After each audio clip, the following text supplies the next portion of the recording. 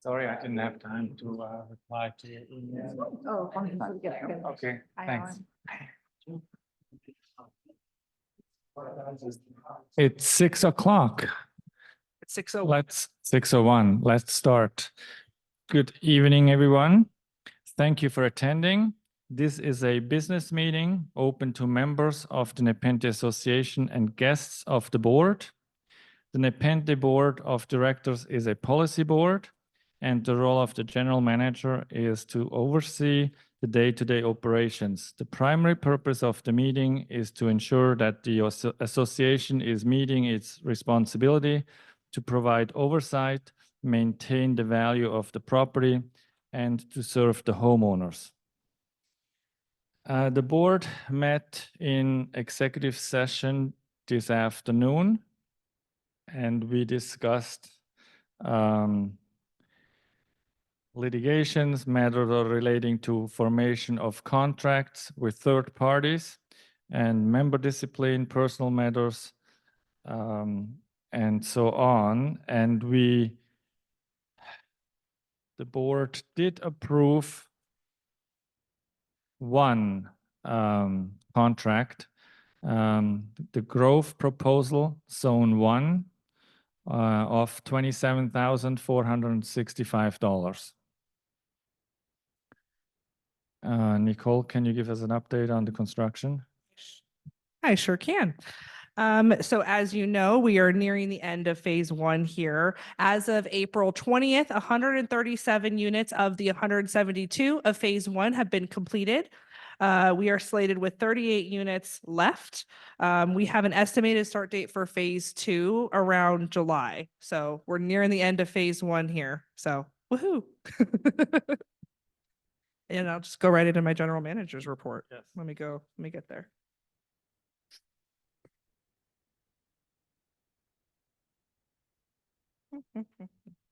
All right, so I have the work orders as well as my report. So I'll go ahead and start with my report here. So a lot of things going on in Nepenthe right now. So a dumpster delivery, hopefully everybody has seen that. If you live on Elmhurst and Dunbarton, dumpsters will be dropped off on May 9th and they will be remaining there until May 13th. So if you have any spring cleaning, things you want to get rid of, now's the time. The pools are now heated and all warm. So if you would like to enjoy the lovely lap pool being heated, it's all heated for you now. Update on the water meter billing. So I am currently working with Wood Rogers and City of Sacramento to kind of get Nepenthe finalized with this project. As of right now, we're receiving informational billing of all the residential meters to understand the scope of kind of what we're taking on here, so that the board, along with the finance committee, will be able to budget for 2025 and put those into our budgets. I'm getting those numbers now, so I'll be putting together spreadsheets and totals for the finance committee in addition to the board to start evaluating. Nepenthe also has a current retail agreement with Broadband Agreements, which helps saving cable and internet services for members of the community. But the board, along with management, are also working with them to obtain more contracts and bulk options for the community because there's more discounts that we think we can maintain. So we are still working with Broadband Agreements and hopefully have a proposal soon for the board to research so that we can get even more discounts for Nepenthe owners using cable and internet services. Ballots. As everybody knows, we had to mail out new ballots. There was a huge printing error, and to promote a safe or a fair and equal election for everybody, it was in the best interest of the community if ballots were sent out again. I understand that this may cause confusion or, small issues, but management is here to help. We have contacted everybody that has submitted ballots and let them know that that ballot will not be counted towards the final tally, and they will need to be resubmitted. Management is also happy to go pick up ballots from people's homes. If they can't get into the office for whatever reason, I'm happy to give you a postage stamp if there was an issue with using a postage stamp and you don't want to waste another one. we are here for you. If you want an extra copy here in the office, we have those. You can drop them off in the office. You don't have to mail them. We have a Dropbox. So anything that would make this easier for you in this process, we want everyone to vote. So please make sure you get your ballots in. You should be receiving them any day now, the new ones. So keep an eye out for those. And if you have any questions at all, my door is open. If you have any concerns, my door is open. I'm here. I know this has been kind of a rough process, but I promise we will get through this together and it will be fair for everyone. Website redesign. I don't know if everybody knows this, but recently there was a proposal approved to redesign the website because as of right now, it's not super user friendly. You click one tab and it's just a long list of documents that go on forever. And it's just not really pretty. It's not really, the interface isn't really easy and it's not secure. So there's just a lot of changes that we need to make to that website to make it easier and accessible for everybody. So I'm currently working with a vendor right now to get all those updates in place. We're thinking roughly 6 weeks for the rollout to happen, but you'll get more information from me as this finalizes on kind of what it's going to look like, any steps you may need to take, and any more information that you may need. Last but not least, the board has been looking at phase 2 proposals for siding and dry rot. We got about 9 vendors that submitted full scope proposals for the work. The board has narrowed it down to a few, but we're in the process of renegotiating pricing with these vendors to make sure that we're getting the best price possible for the work that's being completed and that it's competitive. So the board in the next few weeks will be comparing these proposals and working with the vendors for any modifications that they see fit, and then making the decision for phase 2 proposals here soon. So coming soon, stay tuned. That's it for me. Any questions for Nicole? No. Thank you, Nicole. Now committee updates. Before I come to the architectural committee, I would like to thank everybody that was involved in the candidates forum. That was a great event. We had a great turnout, and Justin Jabali helped us as the MC. He works for First Service, and we had so many people helping out. I can't list them all, but thank you very much for everybody helping. ARC, Alan Waters.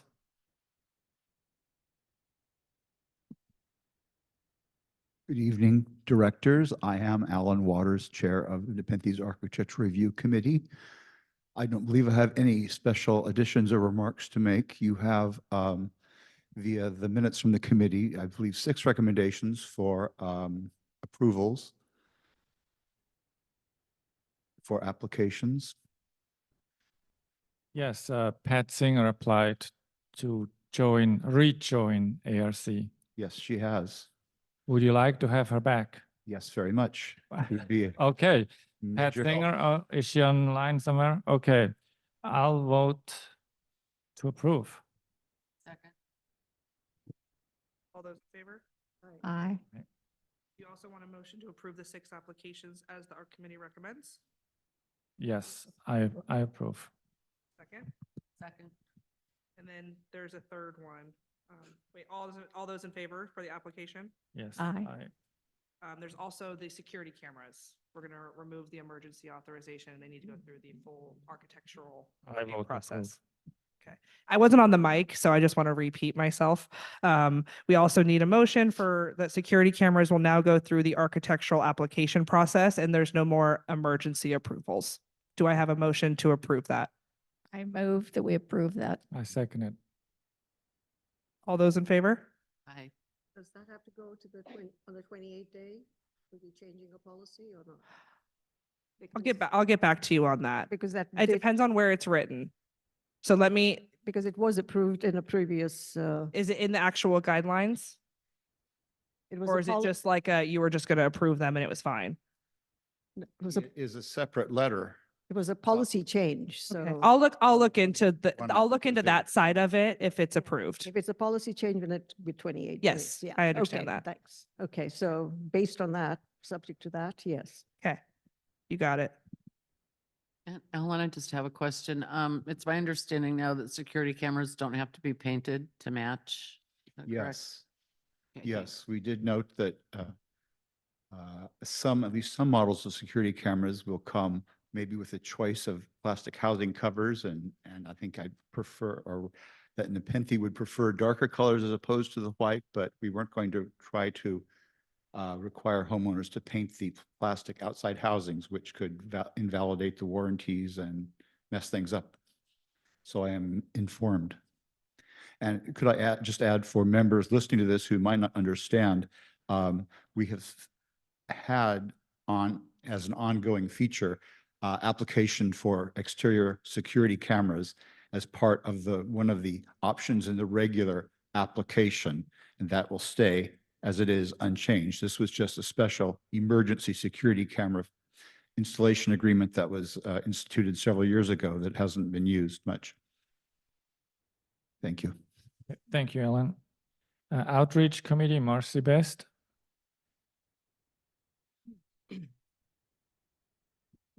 Good evening. Outreach Committee has been kind of quiet, and we're going to change that. May 20th, we're going to do another bunko, and that's a lot of fun. And hope you come and just enjoy the company of others. And that's the whole purpose of it, but it is kind of a fun game. Is it May or June? June? I thought we said May. Okay. All right. Sorry. Glad I have backup here. And then June 9th, right, Jerry, for jazz by the pool. Yes, I got it. Okay. And then, of course, we have 4th of July coming up, and that's always a big event for us and often very fun. And we'll all have hot dogs again and drinks and et cetera, and get your costumes ready. And then this is just FYI, if you all know that May 1st is May Day, and you can remember when you were a kid, you got to take some string and wrap it around a maypole, but it's also National Garden in the Nude Day. So just in case you didn't get to participate, I'm really sorry. Carson's employees must have missed that one. And that's it for me. Thank you, Marcy.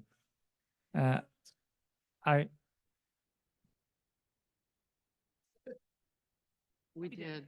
We We did. did. ILS Committee, Nancy Arndorfer.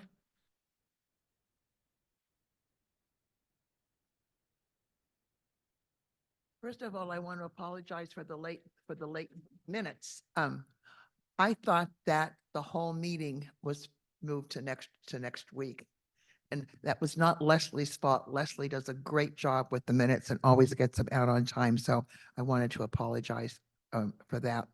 And then I guess the board has asked for an agenda for our flood thing that we wanted to have. Did you receive something from Ricardo? No, Ricardo was going to put something together. Didn't get it. No, all I remember him saying is, yeah, he was going to do that, but he's in Honduras.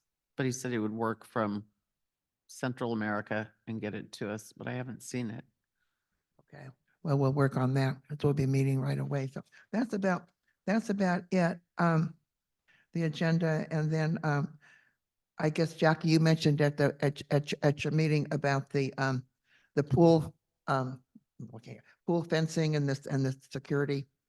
You said that, yeah. So they know about that. Okay. Yeah, we're looking at proposals for the fencing, but we're still looking at different types of fencing right now. So it's all under consideration.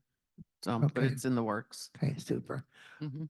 I'll try to find Ricardo, and then I guess we've never had to do this before when we've requested something. So you want our whole agenda on what we're going to do. Is that right? That you're asking for?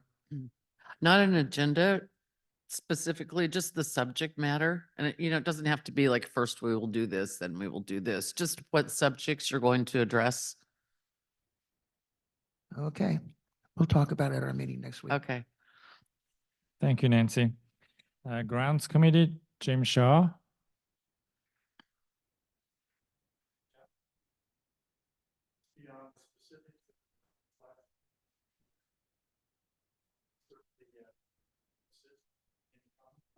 Okay, okay.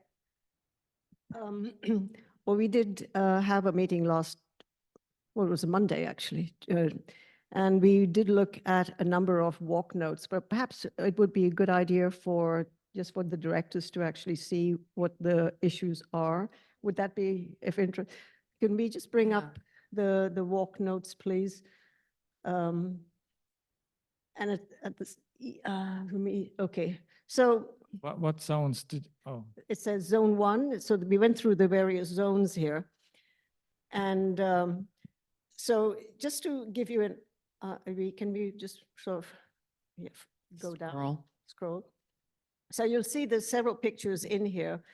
And one of the issues is that these are areas where trees were removed in 2023 and no remediation has been done. So the committee went through all the zones. It's from zones 1 to 6. There were no tree removals in zone 7.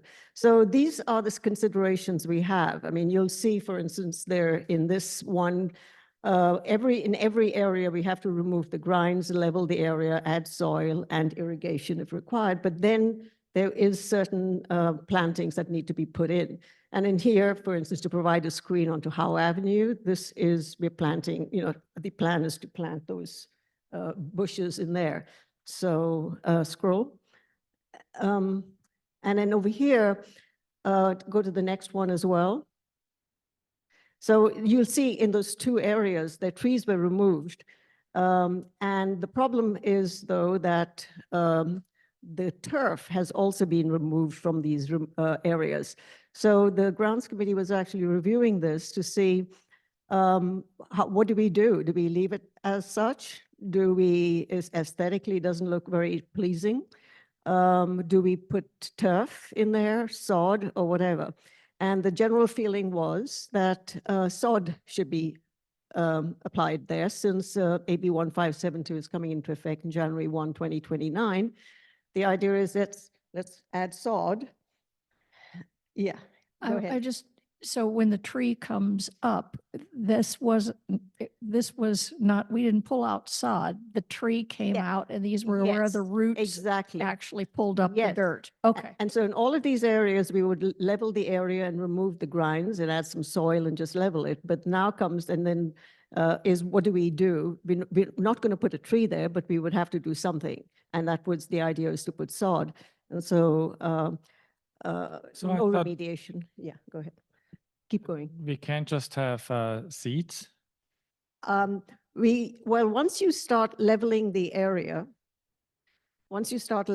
area, you could, but sod would be the most economical way of going forward on this, because rather than the seeds, but you could do seeds. The grounds committee have recommended we do sod. There's not going to be a huge cost difference, but that's what they would prefer. So just keep going, please. Again, another area here. So again, it's the same thing. Tree was removed, a birch was removed from there. So the idea is to say plant a red maple close to the Bay Area and modify irrigation. But again, there'll be certain areas where certain parts where we would have to put some sort of turf cover. Again, continue. This was straightforward. It's just planting, continuing planting. Yeah. If, go back up again, so there was a tree there. Mm. Are they going to change the irrigation if they're not going to put a tree back in? No, there is a tree the idea is to plant a red maple there and modify the irrigation. But if there are areas where they're not going to put a tree back Trees. in, are they going to? Then we would have so you'll see, for instance, in this is part of the turf there. So we've already got irrigation there for the turf. So it's there already. So that would not be a problem. So you're not changing the irrigation, you're making use of what's there. Yes. Keep going, no remediation, okay. No remediation, not that, okay, keep going, 1003. So again, here, this one, again, we've got another issue. This was actually damaged in the previous storm, no remediation done. And the idea is to plant saucer magnolia, but again, we go back to the same thing, is where we have to have turf in there, or or we just leave it as is. But the grounds committee again has recommended that they would like to have turf. Since we're going to have to wait another 4 years for AB 1572. Keep going, please. Remove, again, small area there. The same thing. Next one, and this one is not included, so keep going, please. Here's another area. This was a hackberry tree that was removed. It's just mud right now.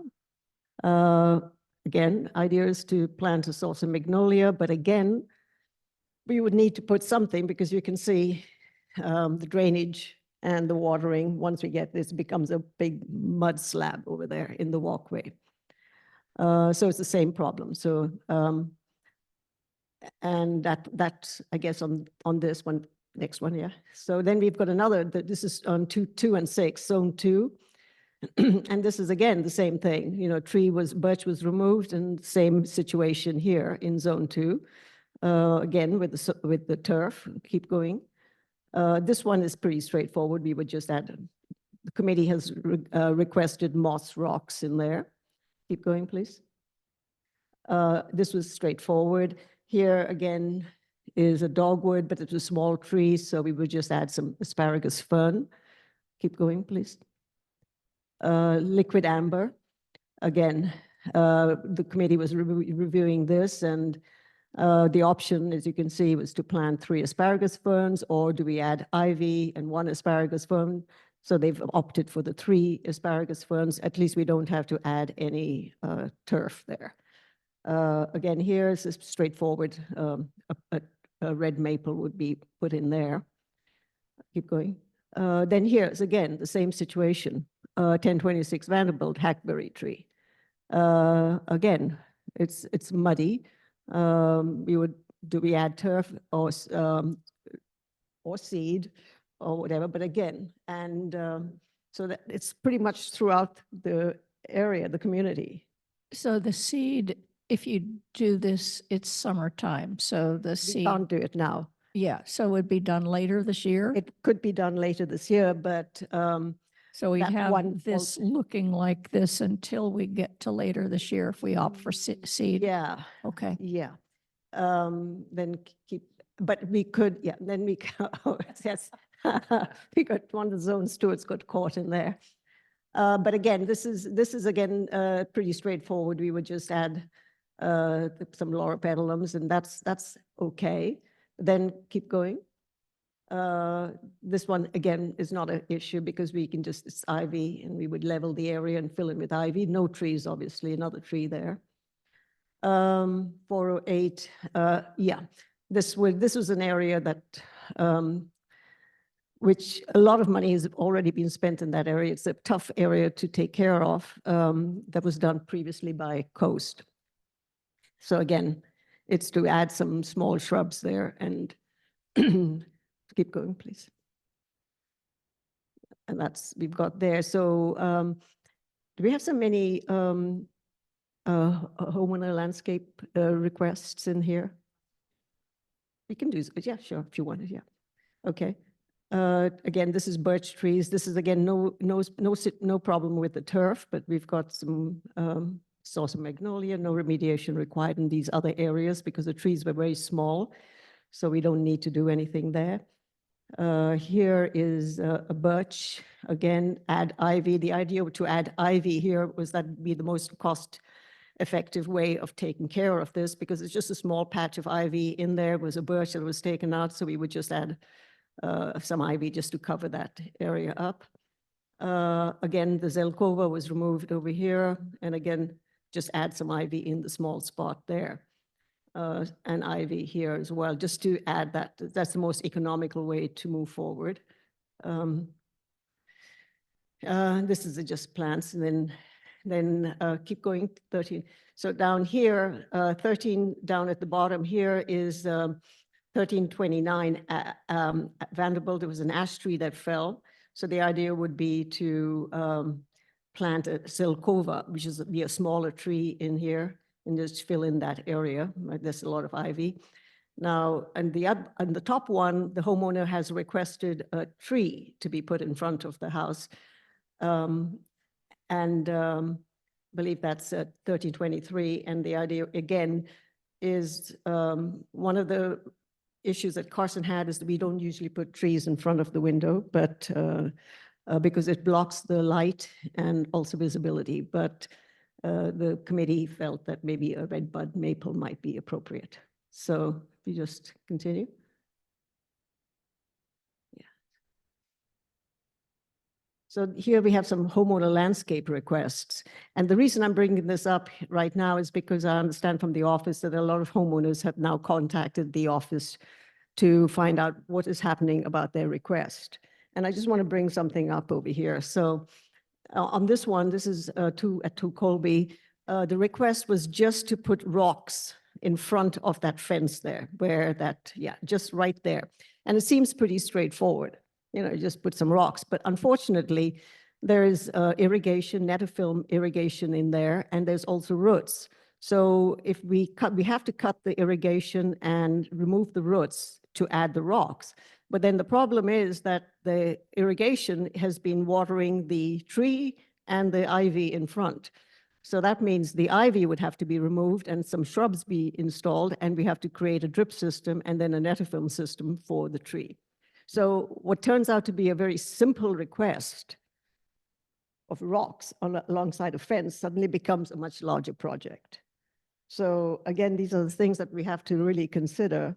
And Grounds Committee has felt that this needs to be done, and and we have to create it not just for the rocks, but the whole area in front there. So even if the homeowner has just requested the rocks, the whole thing has to be done because the irrigation has to be removed from the area in front of the fence.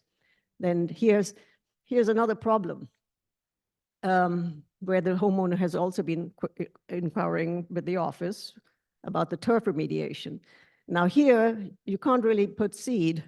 You really have to take the entire, all that, detach the turf from that area, and then put in some humus and damage the tree. The grass roots have to be sprayed. And then you would add either seed or sod. But it's not just, you can't just, because all this is all full of Bermuda grass and other types of grass. So what do we do in a situation like that? It's not as straightforward as coming in and saying, I'll just put some sod. You can't put sod there. I mean, it's going to be patchwork. So you really have to take a whole area. So just that's another consideration. 1182 is the same issue, you know, with that there, right in front of the house. Then if you go down, okay, that's fine. We're going to take care of that. It's just a shrub that needs to go in. So let's go down, scroll down. This house has always been coming forward to say that they would like some remediation done, and what we're trying to tell everybody, and I think the purpose of mentioning homeowner landscape requests is that it's very simple for a homeowner to just put in a landscape request, but there's the whole process that has to be followed. So this, for instance, is in zone 2, which means that the zone stewards, the office sends the request to me. The request then goes to the zone stewards. The zone stewards go out there, they review this area, they make notes, then they come back. We discuss it, and then we have a meeting. So there's a lot of work that goes into this. And this homeowner has been really requesting her landscape remediation to the landscape, and this has been going on for a few years now. And really, the place does look lovely. But the point is that we still have to go out there and make a report and review all of this. This is an irrigation issue, that's something separate. So let's just go up on there in a second. Okay, this is the cabana where I guess you're requesting something, but That's my problem. yeah. So let's just move on, please. This one again, where the tree was, the homeowner had requested the tree be removed because it was lifting the fence, but when the stewards went to take a look, everyone take a look, that the tree is not actually lifting the fence, and that's not a problem. But again, this is the reason I'm showing this, is that You still have to go through the whole steps of getting this, putting a report in, taking the pictures, writing this up, and then sending it in, and then passing it back to the office, who then have to contact the homeowner. Keep going. Next one, next. Yeah, and this is the big area here. Cheryl, you might remember this. This was where we had discussed it for several years ago. This was an area with a lot of ground cover. It's a lot of liquid amber trees there. So we finally come up with a solution of, which is recommendation there. But the homeowners have been having a problem because they haven't been able to open their windows. When the gardeners come around, they start, using the blower. It's a Is big this- cloud of dust. This is, if I remember right, there's so much shade in here. So much shade. That so many things Yes, just don't And then flourish. they just went and planted this humus. They threw humus on it, and that's the problem. And that was the closest we could get to. So that's something which is really needs to be done just for the health of the homeowner as well. So then just the last one over here is again turf. And this is just a few areas where turf they want to have this done. And again, it's not as just simple as saying, okay, we'll put sod there or we put seed there. It's quite an intensive amount of work that goes in. So, and since AB 1572 is coming up, we have to rethink this. It's just a good idea for us to understand that this is not an isolated area, it's throughout the community. That's good, thank you. Was there, Jim, was there anything I missed out? Yes.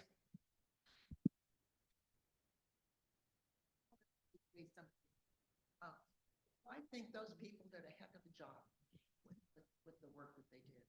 And the crews were great, and I have a neighbor who's done nothing but complain, drive me crazy. Everybody was very, very good, and I think they did a great job. The zone stewards have done an amazing, everybody has done a really amazing job. And as we know, Jim, we've been working on this. I'm going to take, I promise, very briefly. The reason we've gone through what is a very, very harsh, granular, almost pedantic approach and explanation is to give you some sense of the immensity of the work that we as a committee are confronted with. And then all of the steps and all of the boxes we have to check to go from where that initial request comes in, how it goes through the labyrinth, comes to committee, goes up to board, and then board makes the decision as to when to implement. Apologies if our tails are a little sore, but I just empathize with what we're doing and what we try to do. Secondly, you can get a sense just from Christina's remarks, how pervasive this turf issue is. How pervasive the turf issue is. It's a big deal. And as Cheryl was asking, should we seed? When do we seed? We spent quite a bit of time this last week talking with Oscar about what is the most appropriate way, cost-effective way to deal with this issue. And Teresa McCracken, who has a great sense of it, said, well, let's wait till the fall and we'll seed. And Oscar was kind of, oh, yeah, we could do that. That will work. But it involves trips back and forth. And all of a sudden you're in a labor issue and a few other things. And ultimately what came out of the professional side of the conversation was better just to do turf when it can and deal with it. Now, certainly that'll be the board's decision as to how to implement, but that's the kind of the mechanism that machinations we went through to make that recommendation of homeowner, tree remediation, and then the Carson proposal as well. So as it's been said, we've been pushing things along as best we can, but there's a lot of work involved. And turf is a real issue. And it's not as easy as just, well, throw some seed on it, water it. And we've got some very good advice from Carson as to how to deal with it. And sometimes we don't hear what we want to in terms of cost effectiveness, But if you weigh that against, uh, you know, that's the board's problem, not ours. We evaluate and we recommend, and then it's above our pay grade. Thanks for listening. Thank you, Jim. You know, I think I'd like to just comment. I don't know if everybody got to see all the names that were the top of all these reports. The number of people, I don't know off the top of my head how many people are on grounds committee, but there are a lot of them. And they spend time and effort going out and referring and walking their zones, seeing what's there, pulling information together, plus meeting time. And I'd like to commend them for the number of hours they put into this job. Me too. And I think what initially looks like a simple request from a homeowner kind of snowballs into bigger things, like the one with the rocks alongside the fence. You can't just go throw rocks down there. You have to remove the irrigation and consider the other landscape in the area. And so it's more, I think it takes a lot more than people think. It is. I mean, I have to really say that the zone stewards have done an amazing job. I mean, I kind of put together these walk notes and it takes some time. And then actually once the walk notes are done, I send it back to them to make sure that I've got everything correct, that they agree with it. And then we move forward from there. But in the meantime, every time we get a service request, the office does send it to me and I send it on to the chair and the relevant zone stewards. And we go through this whole thing. And, you know, we can always say, but we can't do it, we can't do it, we can't do it. But I mean, soon you can see just by the sheer number. And by the way, Nicole, I mean, that's part of it. I'm looking at the work orders. We still haven't been able to, some of the new ones are still now going to have to be looked at at the May meeting. So it's constant. I mean, you just have to look at the work orders that you've created. If all of you have just looked at it, I mean, the pages dealing with irrigation and landscape. And that's the major. Who put that report together? Did you do it? No, I did it. Oh, you did? I did, yeah. You know what I think would be really helpful on those as well? Yeah. If we could write the work order that it corresponds to. So that people can really track that do that. specific work order in the process. I think that would meet the world of difference Yes, too. well, that's because it's something new. This is a new process you established. And I have not been doing that, but now I will. I will Yeah. now take I think it's a this. great resource so that Yeah. homeowners can go in there and see, okay, where's my service request at? What's the status here? And then just Yes. go to one central location and we can just pull that information from your Yeah. grounds notes and put them in those work orders. And actually, I can just add that onto these Perfect. ones now, but you've just started, that's a good system that you started. Because now because I'm looking through your work orders and suddenly I'm realizing that all of them are here, some Mhm. are not. And that's what the grounds committee will be tackling together with Jim. I'll get together with him. Okay, thank you. Thank you. I think one other comment I need to make, and it's, grounds does so much and they have to learn so much. The word grinds. It took me a while to get that one. I keep thinking coffee grounds, grinds. And what you're talking about is removing all of the stuff that's there from the old trees, from the old grass, the old shrubs that have to come out. Because if you don't remove it, you can't plant something else in. Cannot right? plant anything in there. So all of the grinds have to come out, the sawdust, all of that has to come out first and then left alone. And then, yes, so it's everything is labor intensive as well. Okay, thank you for that extensive report. Finance Committee, Susan Timmer.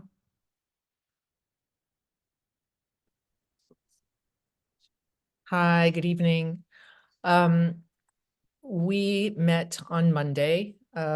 We were just off by a week, so unfortunately you didn't get the minutes. Although it wasn't really much to report. We spent the time mostly getting updates about what's going on in the community, different, kind of financial little things that were big things that we're following. And I think the only thing that we talked about that's a little bit different and possibly noteworthy was just the financial cost of community divisions. And, that results in something like this recall effort. And we talked about strategies, possible strategies at the community level for maybe healing division and coming together to talk about issues that people have different ideas about. And in fact, Marcy, people were talking about how great the outreach committee was and how wonderful it would be to have them play an active role in just having a space for people to get together and talk about issues. But other than that, we reviewed the last month's financials and reserve tracker, and there were no questions about that. The only notable thing was that Nicole volunteered to kind of redo the reserve tracker and put another sheet in there that recorded the expenditures for landscape remediation so that finance committee members could review those. And of course, there's a benefit to the board being able to track those expenditures too. But that's about it. Any questions? Any questions? No, thank you so much, Susan. Thank you. Mhm. Election nominating committee. Karen, Laura, do you have anything? Nothing? Well, again, thank you for all the hard work. Homeowner correspondence. Did everybody have a chance to read the correspondence? Any questions? Except that it's a very nice letter from Alan Waters. It That's is. about Jake. Congratulations, Very Jake. nice. Jay, we kind of second that one. Thank you very much. Yes, thank you. Yes. We did that deliberately.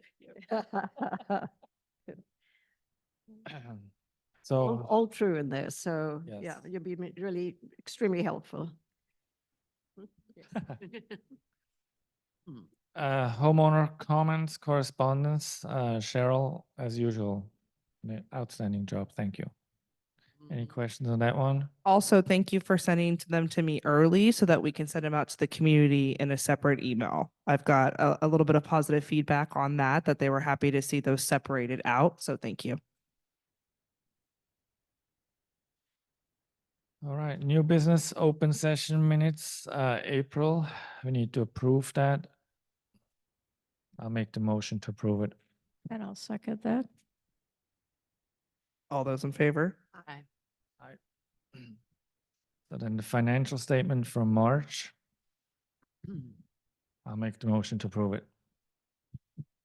I'll second. All those in favor? Aye. Okay, next is resolution to record liens. Mhm. I'm gonna make the motion to approve it. I'll second it. All those in favor? Aye. Thank you. You don't have to copy me. All right, well, now we are coming to the homeowner forum. Anyone, I start on the left. Anybody on the left?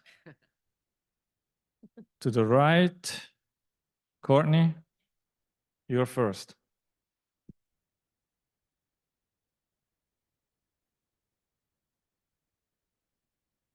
Hi, Courtney Delphin, 1119 Vanderbilt Way.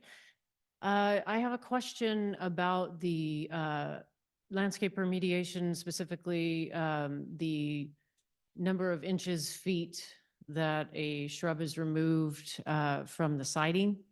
I just need to know what that rule is. We've heard 18 inches, we've heard 24 inches.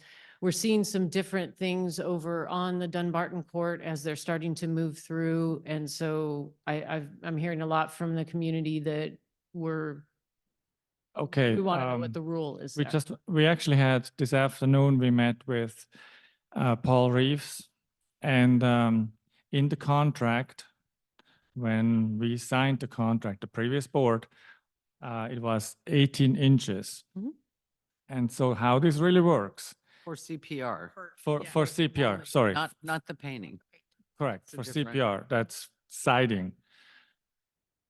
So if they need more, we ask them how much more.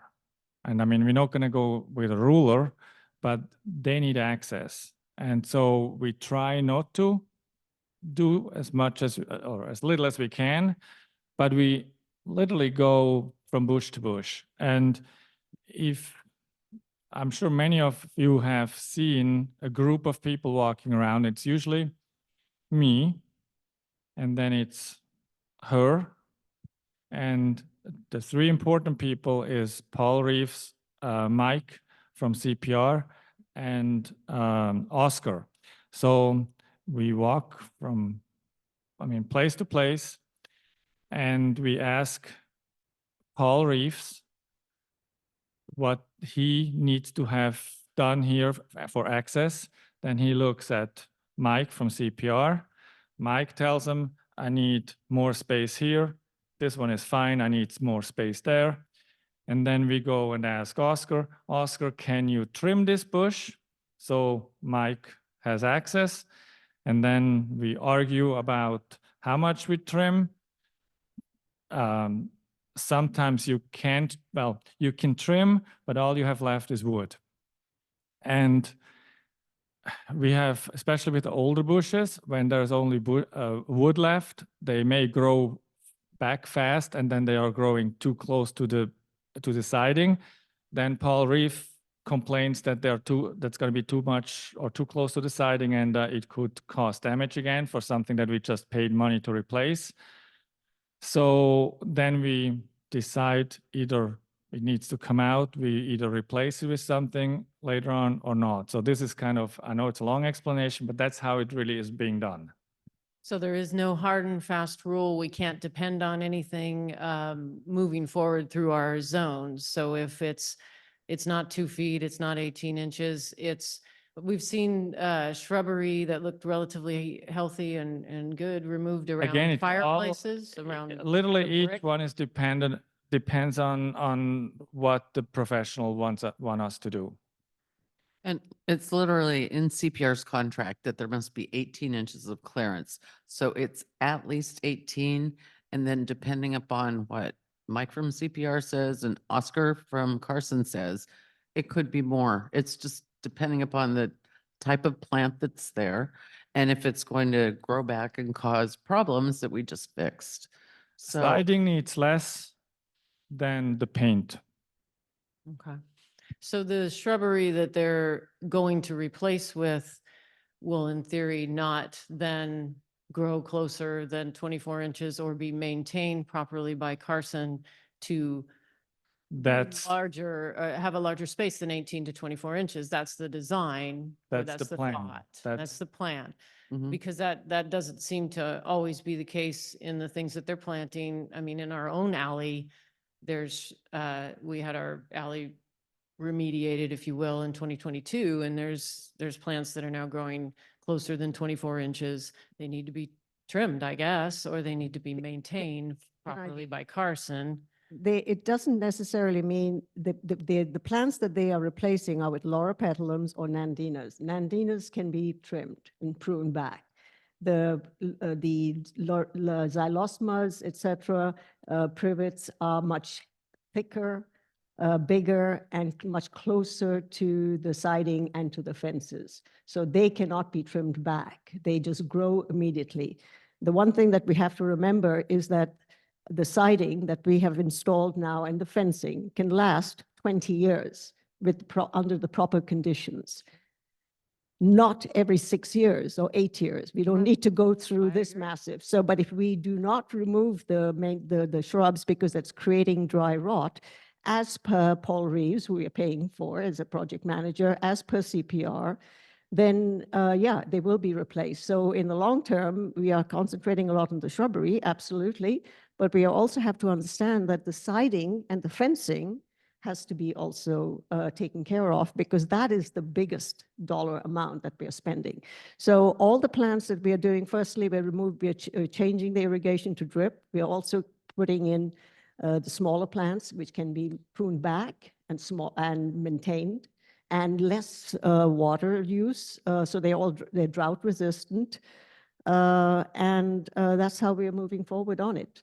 So we're not really concentrating necessarily on 18 inches or the 24 inches or whatever, but we're really concentrating on is, as Marcus said, is that we go out there and actually ask Paul and CPR, Mike from CPR, they have a equipment and they can tell quite easily, look, this shouldn't be happening, the dry rot, and it's there, quite pervasive.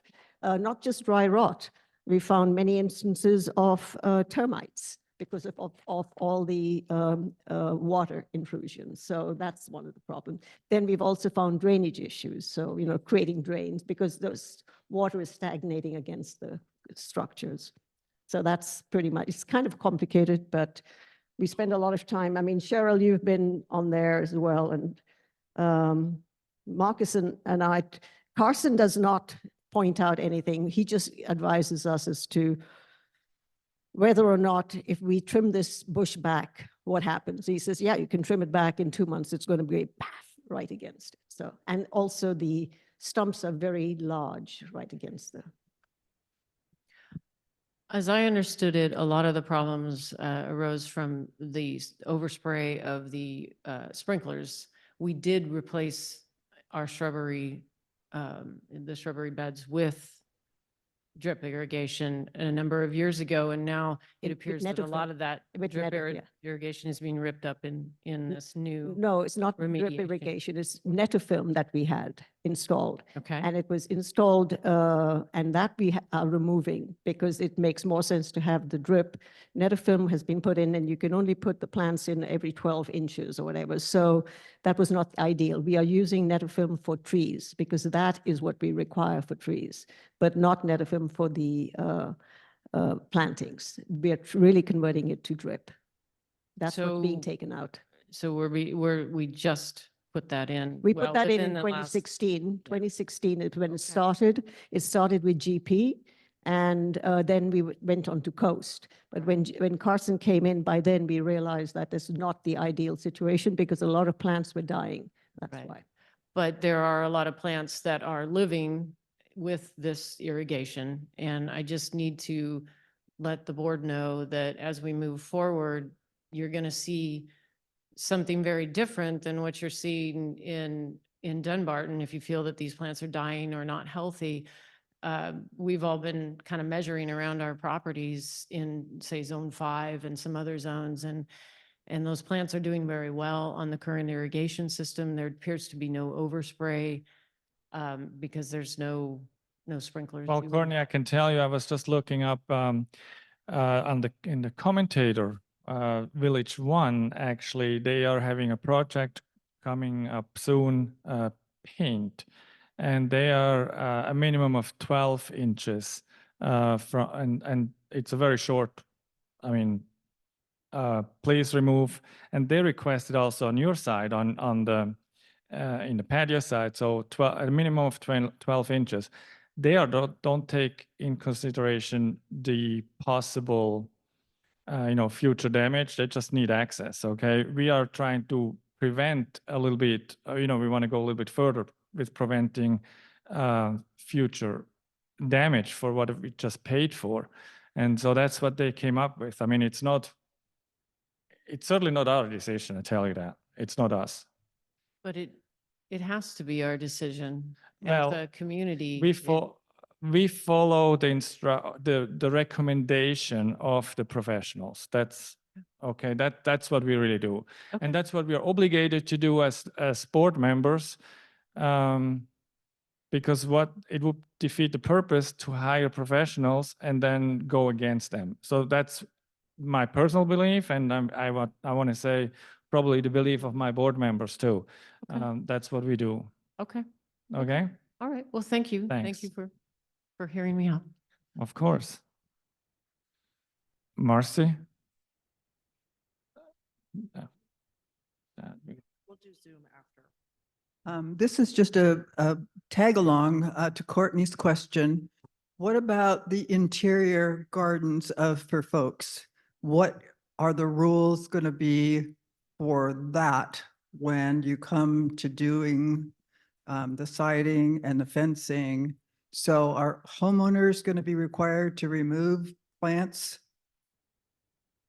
There is already a rule in place that there should be no vegetation touching the fences. So yes, they're going to be required to move that. Okay, so touching the fences versus 24 inches is a big stretch. Well, besides that, if you have any patio furniture that you don't want damaged, I've had mine done, and when they painted, they covered most of the stuff, but things had to come down off the walls, and that Yeah, was, I get that. Yeah. So like I have azaleas in my backyard So and they're, azaleas are not, that's fine. But you don't have, for instance, large pittosporum or if xylosmas, or those are the big shrubs. So we all have euonymus azaleas in there. and that's ornamental fine. shrubs, yes. And the other thing, obviously, we have a policy that we approved, that was adopted by the board back in 2020 about mulch buildup against the fences. So those sort of things we're going to look at, and anything that comes up against the siding. Also, anything, shrubs growing up on the siding without a trellis, et cetera, those things. So that's, and if you have a trellis, then you would have to move that Yeah, off. I understand the trellis concept and But they're it- not, mine are not attached to the Right. the house at all. So no problems at all. There would be no issues there. Okay. The other issue might be irrigation. If in your patio, you have overhead spray that hits the No, I have fence no or irrigation. the siding. And I I hand just water mean in everything. general, any homeowner who has something like that, that could affect responsibility Okay. for damage.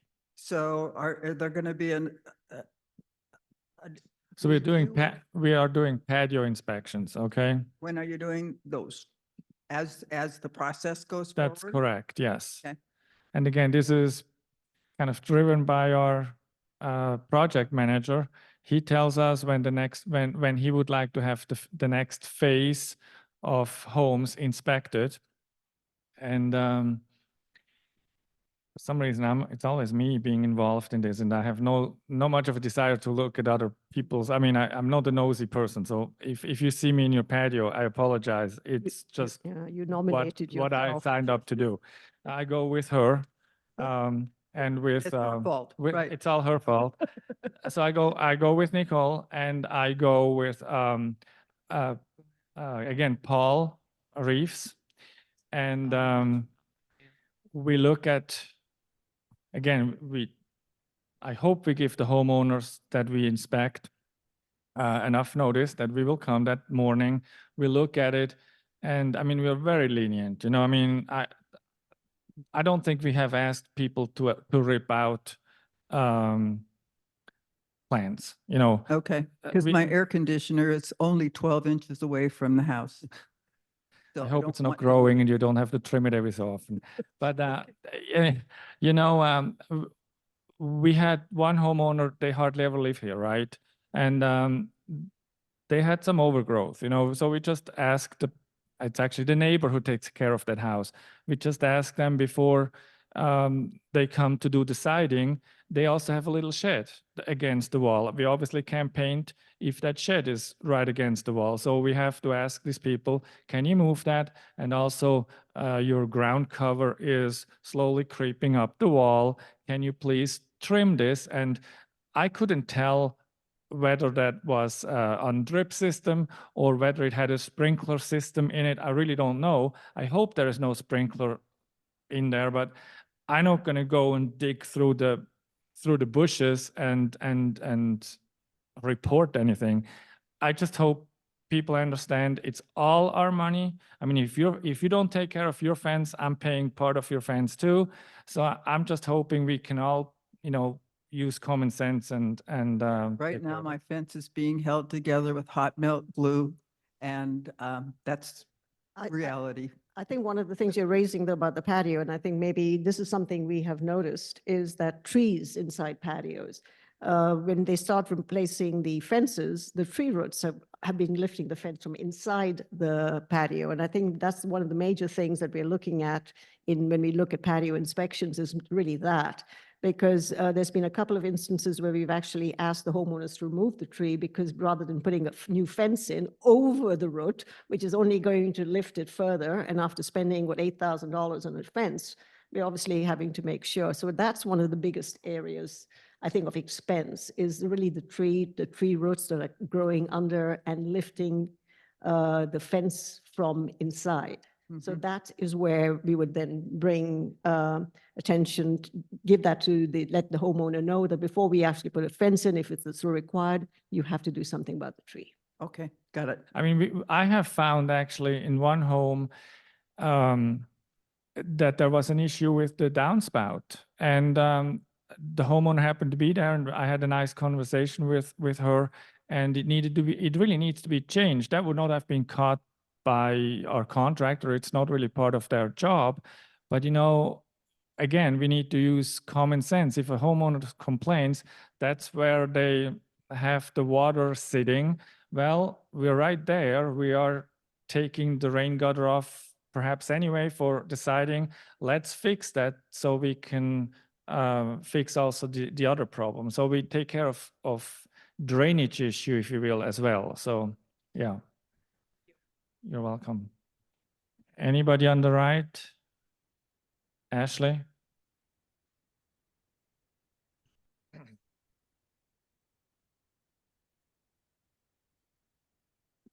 Hi, I'm just wondering how much the paint and siding estimates. I know that there's ranges and some did paint and some did, and it's nothing's finalized, but do you have a general kind of price per, price per house? I think it's like 14,000 about for. 10,000. Oh, it's cheaper. Oh, okay, thanks. Believe me, I get a lot of change orders, and we analyze everything. And I was literally we were haggling over 2 inches today, 2 inches of trim board, okay? I mean, really, we spend a lot of time on looking at things. Yeah, the first contract when you were on the board, right? Was that John Baker's board that negotiated the first contract, and that was how much per unit? Do you remember? I think it was higher, wasn't it? It was higher. Yeah, it was higher. So we've actually brought it down. So again, this afternoon, we had some proposals. So phase 1 is almost done. So we need to now focus on phase 2. And we are going out for bid. And in reality, we would like to be consistent. Consistency is kind of important. Right now we have very good contractors, and but still we need to do our due diligence, and so we went out for bid. And we went out, how many bids did we get back? How many? 9? So we spent the majority of our meeting today to analyze those bids. Well, one bid came in so low, it was overly suspicious. Well, they said they could complete it in 2 to 3 months. Yeah. Too. Yeah, so I mean, unrealistic. And again, we have a project manager. We have to rely on Paul Reeves as well, and he knows all those companies. And we did not come to a conclusion at this point. We are haggling over $100 per house at this point. We want to have it $100 cheaper per house. And so we rejected all of them. So I'm just saying we are trying to be very, very diligent with our money and trying to do our job. So material has gone up, paint has gone up, That's skyrocketed. labor has gone up, and we are trying to actually be at the same price as we are or were currently with phase 1. So anyway, that's what I've been doing this afternoon, the majority of it. So I appreciate all the diligence, but, and I heard the story about Carson and landscaping and, that no one wants to work with us and this and that, but I get the CAI The newsletter story? and there's a lot of contractors on there, about 8 or 9 of them, like Western Land. I mean, there's quite a list of different contractors that could bid us out, bid out doing the landscape here. We don't have anything to know that we're getting a fair price on that. I mean, I think a lot of us saw the $2,800 mulch jobs for the front and backs of one address, but we're not getting any kind of analysis. I think we're at least owed some kind of analysis, whether it be some kind of consultant that looks at some of the proposals we get to see if they're competitive. But I feel like we're writing a blank check, especially, this spring with the 200,000, 5 guys, 4 days, there's no material list. It's like $95,000 for materials, 18 addresses. I mean, no one else can bid like that. No one.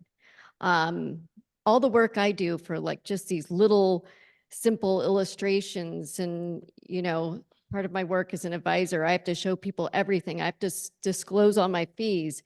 And we're asking our construction contractors to provide quite a bit of, detail. Why don't we do that with landscaping? I think it's time that we at least explore. We can give Carson, I think they do a good job on the maintenance, but they have to know a little bit that we're looking around. And I just think it's time. And I've got a list of names and other people do too. And we need to look at it. So that's all. And that's our biggest expense. That's $2 million we spent out of reserves last year nearly. So if we were to get that down like 20%, that would be a huge savings. That's way beyond $100 per house. I'm sorry. One of the biggest landscape contractors in the country bought Coast. They are local now. One of the biggest landscape companies in the country bought. I think he's Coast. talking about Brightview. Yeah, right. Yes. Yeah. Which I am not a fan, full disclosure. Thank you. I'm not either. I'm not saying that there are not other great landscaping companies out there, but I've worked with a lot of them. So if you ever want to hear my feedback on these two, just let me know because I've worked with a lot of them. Okay, anybody on the right here? We'll move on to Zoom. Brian, do you have your hand up? I do. Just a question. I heard earlier, I think I heard earlier, that in the contract, there was this 18 inches requirement. Was that Correct. true? Was that true? That's correct, yes. Okay. So we have a signed contract with the vendor that says they'll do the work at 18 inches. But then we're allowing them to come in later to say. No, hold on a second. This is not the same contract. So we have, remember, it's siding Mhm. and paint. These are two different contractors, Okay. okay? So what's the one that's affecting us that's going The beyond? siding contractor needs 18 inches. And the painters, they now want 24. They need 24. Right. Not That now. seems a little unreasonable. I mean, I've seen people paint in much closer proximity, but I think the biggest issue is there isn't really a communication with the homeowner when they come to tear those down. So at least a conversation can be had with them. So it's my Thank you. 2 cents. Okay, appreciate it. Thank you. Teresa?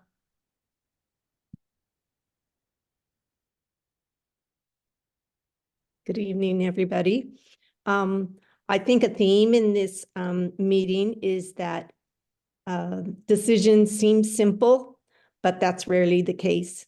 The decisions and that need to be made to maintain this property are complex. And it's my experience in just seeing all of the people who volunteer for committees and the board that almost to a person, they're very thoughtful in what they're doing. There is some movement, I think, to make things more transparent, but there is still a lot of room for improvement. Publishing the responses to homeowners has been a good step. Landscape committee moving back to Zoom is another good step. One thing that I think could really help some of that healing division that Susan talked about earlier is that we could improve the communication, as Brian referred to also, to homeowners before those major landscaping changes are made prior to siding and painting going in. The letters that were included in the board packet, one or two of, I believe, two of them were from homeowners that were appalled or mostly surprised at what they came to in their homes without warning. This meeting has explained some of the complications in the decisions that are made. It is not just, oh, this contractor wants 18 inches and this one wants 24. There are also, are these plants destroying property that is really expensive and is being replaced prematurely? Is the contour of the land being changed by roots from very mature trees and leading water toward structures? Are the roots damaging concrete slabs upon which air conditioning is resting, gas lines, and those sorts of things? Nothing is simple, but improving the communication to homeowners when something about their home or around their home is happening, I think could go a long way to healing some of those divisions. And if those people who are making those decisions need somebody to do some of the legwork in that communication, I volunteer. I'm done. Well, thank you, Teresa. Appreciate it. Anybody else? Don, you're muted. Sorry. Good. I just put two notes up there. One, the second one, all new plantings are using drip, and I think that's an incorrect statement. Many of the new plantings still depend on Netafim, and if you go looking and stuff, you'll be able to find some of that. Also, fencing is different than siding, and I wondered what some of the comments might be from the board on how much space is needed for fencing versus the siding. Well, okay, I gotta tell you, we are not automatically saying this bush is too close, we'll take it, we have to cut it. If it's one single bush, I tell you, they just move it and paint whatever needs to be fixed or painted, okay? It's not automatically, oh, we need to cut it. But if we have, I mean, your house, for example, is a good example. The side of your house, the entire side is a hedge. There is no way they can paint or do any work behind, I don't know, 30 feet, something like that. That's just impossible. And even if they cut it 12 inches, I mean, they would have to get midgets. Well, now, if you're talking about the side on the alley, those are some of those bushes that want to be treed. So they require quite a bit of frequent trimming. And they didn't need to replace any siding along there, so they didn't take any of those bushes out. 3/4 of the length of that were. See right there. So we didn't automatically. We are not going to. But you're kind of getting into contradicting yourself there, Marcus. So let's be careful. Well, the reason why we didn't. And I'm not here to argue. I was just asking And you brought me up as an example. Well, wasn't as I looking for said, that. if we don't have, I mean, we're not going to automatically. Again, we are using common sense. I mean, it's very exhausting to explain everything 100 times. I'm sorry, but we are looking with our professional contractors, what is needed, what they need to do their job.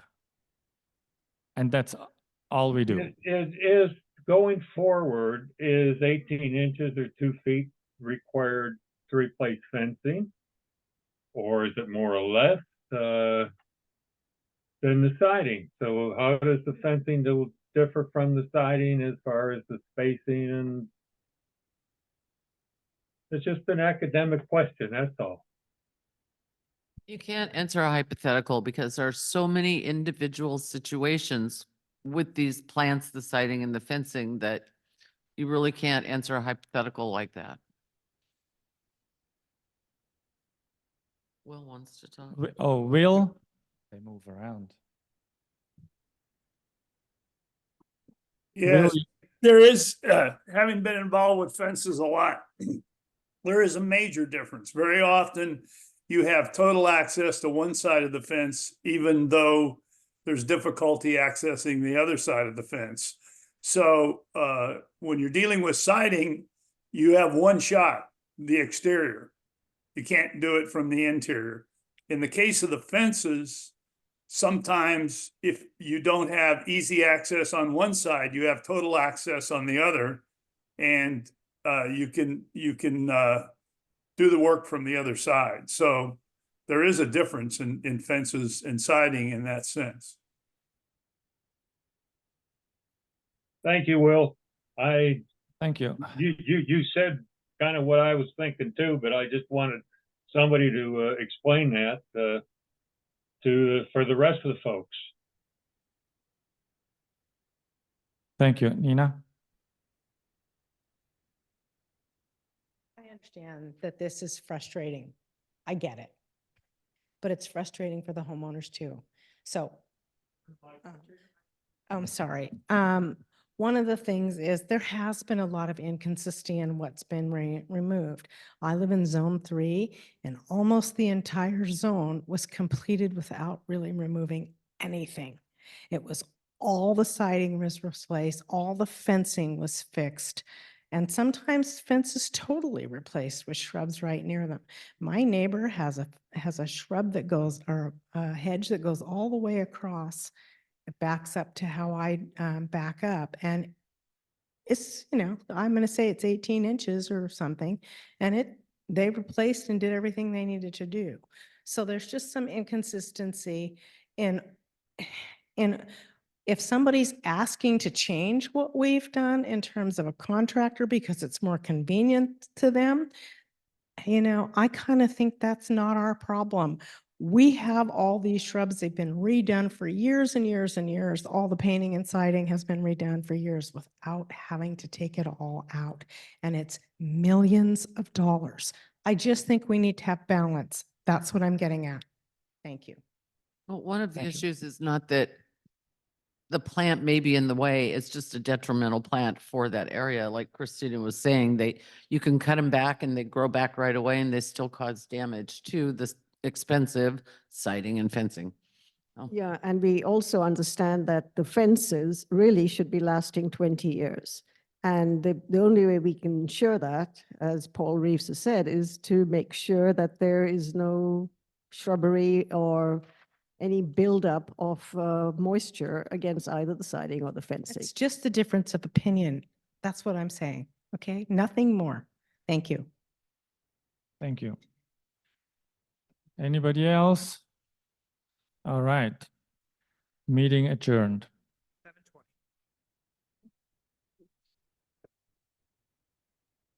7:20. Whoa.